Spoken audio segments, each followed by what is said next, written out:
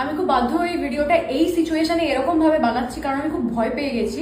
অরিন্দম বলে একটি ছেলে আছে যে আমার প্রত্যেকটা ভিডিওতে ইনস্টাগ্রামে, যাকে আমি সমস্ত জায়গা থেকে ব্লক করে দিয়েছি বাধ্য হয়ে বিভিন্ন রকমের ভাবে, মানে আমি নিশ্চিত সে মানসিকভাবে সুস্থ নয়। সে নিজেকে আমার ফ্যান বা হেটার্স কোনো কিছু বলেই ক্লেম করে না, আমি নিজেও বুঝতে পারি না।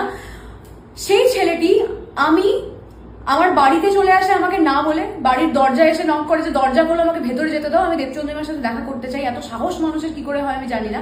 সেটা আজ থেকে 1 বছর আগের ঘটনা। আমি তাকে নমিতা থেকে দিয়ে সুন্দর করে বাড়ি পাঠিয়ে দিই। আমার দিক থেকে কোনো অসুবিধা ছিল না। কখনো কখনো তোমরা অনেক বেশি ভালোবেসে ফেলে কাছ থেকে মানুষকে দেখার ভালোবাসার জন্য চলে আসো, but I don't think so এটা ভালোবাসা বা এটা ভালোবাসার কোনো ফর্ম। আমি আমার রুদ্র কেন আমাকে কি ধরনের জামা কাপড় পরাবে সেটা নিয়ে আমি তুলে যাচ্ছি কথা বলতে গিয়ে আমি এতটা নার্ভাস হয়ে গেছি। রুদ্রকে ফোন করে এরকম ভাবে থ্রেড দেওয়া হয় যে তুমি দেবচন্দ্রিমাকে কেন এই ধরনের জামা কাপড় পরিয়েছো।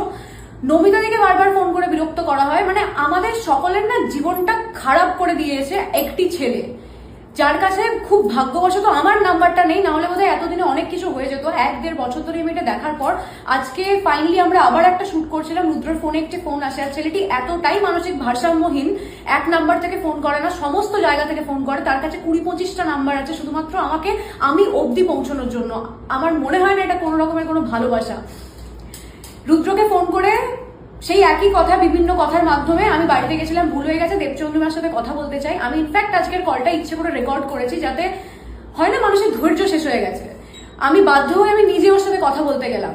আমার ওপর চিৎকার করে বলছে, সঙ্গে সঙ্গে পাল্টে গেল যে তুমি নিজেকে খুব অহংকারী মনে করো, তুমি আমাকে ভয় দেখাচ্ছ, তুমি কি করবে, থানায় যাবে, এই করবে, আমিও কি করতে পারি তোমাকে দেখাবো। লিটারালি আমার সিকিউরিটি ইস্যু হচ্ছে। আমি কলকাতায় একা আছি এই মুহূর্তে। আমি পুলিশ কমপ্লেন অলরেডি করে দিয়েছি, কারণ আমার কাছে বাইরের কোনো অপশন ছিল না। তোমাদের সাথেও শেয়ার করছি, সেও নিশ্চয়ই কারোর সন্তান, কারোর বাড়ির ছেলে। আমি চাই না তার কোনো ক্ষতি হয়ে যাক। ভালোবেসে মানুষ অনেক সময় পাগল হয়ে যায়। আমি ভগবানের কাছে প্রার্থনা করি, তার সুস্থতা কামনা করি, বাট আমি জাস্ট একটাই কথা বলে দিই, যদি এরকম কোনো ইস্যু ঘটে তার জন্য আমি দায়ী থাকবো না। Thank you.